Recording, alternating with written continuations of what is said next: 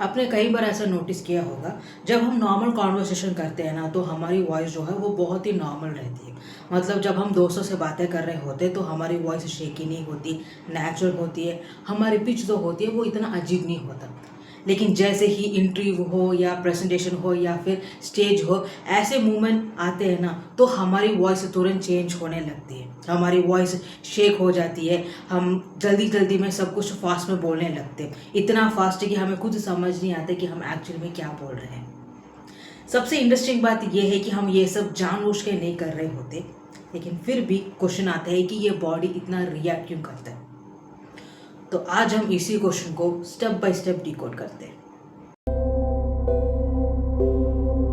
जब लोग अपनी नर्वस वॉइस को सुनते हैं पहली बार तो उनके माइंड में सिर्फ यही चलता है कि मेरे वॉइस वीक है।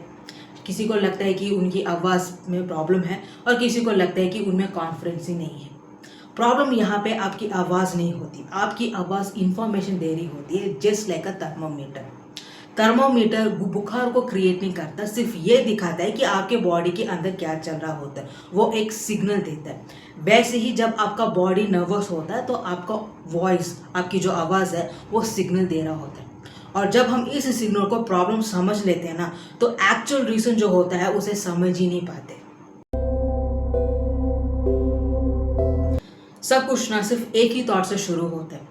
मतलब कि जब हम नॉर्मल कॉन्वर्सेशन कर रहे होते हैं तो हमारा फोकस सिर्फ एक ही चीज़ में होता है, यह है कि मुझे यहाँ पे क्या बोलना है।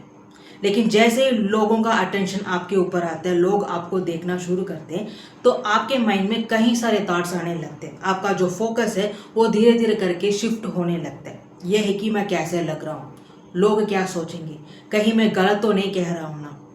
बाहर से देखने में सब कुछ नॉर्मल लगता है, लेकिन आपके अंदर का जो अटेंशन है उसका डायरेक्शन चेंज हो चुका होता है। और इसी छोटी सी चेंज के वजह से आपका जो बॉडी है उसका बिहेवियर चेंज करना शुरू कर देता है।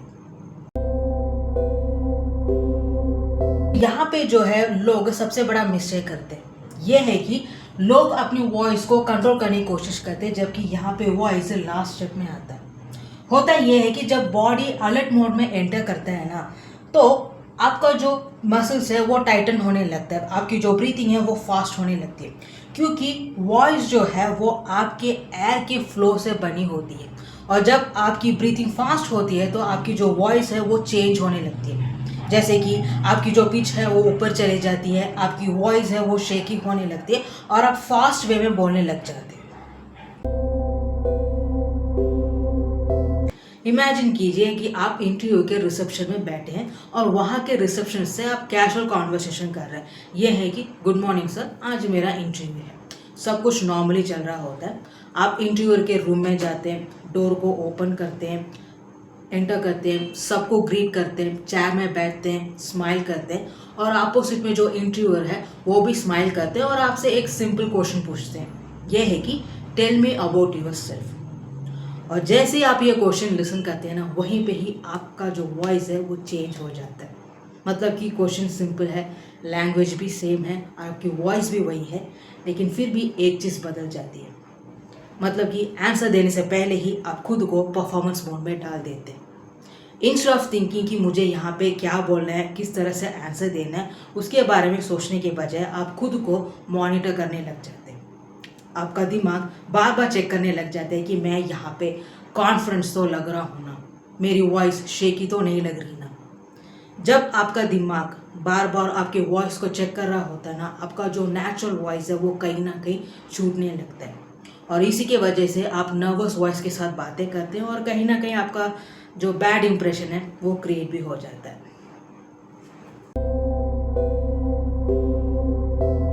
और इसी के वजह से ही कहीं एक्सपीरियंस स्पीकर्स भी स्टेज में जाने से पहले थोड़ा बहुत नर्वस फील करते हैं, लेकिन यहाँ पे वो अपने आवाज़ से लड़ नहीं रहे होते। उन्हें पता है कि प्रॉब्लम कहाँ हो रही है, उन्हें पता है कि उनकी बॉडी को टाइम लगेगा शटल होने में। तो instead of focusing on their voice they start focusing on the message. वो अपनी अटेंशन को मैसेज पर लाने की कोशिश करते हैं। जैसे उनकी ब्रीथिंग फास्ट होने लगती है तो वो उन्हें काम करने की कोशिश करते हैं और जैसे उनकी ब्रीथिंग नॉर्मल हो जाती है तो उनकी वॉइस भी नेचुरल होने लगती है।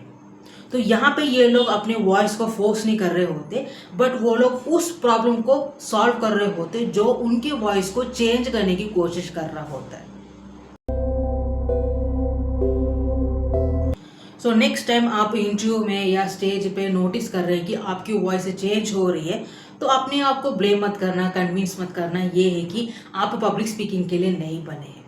क्योंकि होता ये है कि उस वक्त आपका जो बॉडी है वो अलर्ट मोड में चला जाता है, और जब आपका बॉडी अलर्ट मोड में होता है ना, तो वो अलग तरह का बिहेव करने लगता है। इन शॉर्ट में मैं बोलूँ ना, your voice doesn't reveal the confidence, it reveals where your attention is. So next time आप नोटिस कर रहे हैं कि आपकी वॉइस जो है वो बदल रही है, तो उस वक्त अपनी वॉइस को कंट्रोल करने की कोशिश मत कीजिए। पहले ये ध्यान दीजिए कि आपका अटेंशन कहाँ पर है, मैसेज शेयर करने में है या फिर आप ये सोच रहे हैं कि लोग क्या सोचेंगे। शायद पब्लिक स्पीकिंग का इम्पोर्टेंट स्किल आवाज़ बदलना नहीं, बल्कि अपना अटेंशन वापस उस जगह पे लाना होता है जहाँ से रियल कम्युनिकेशन स्टार्ट होती है।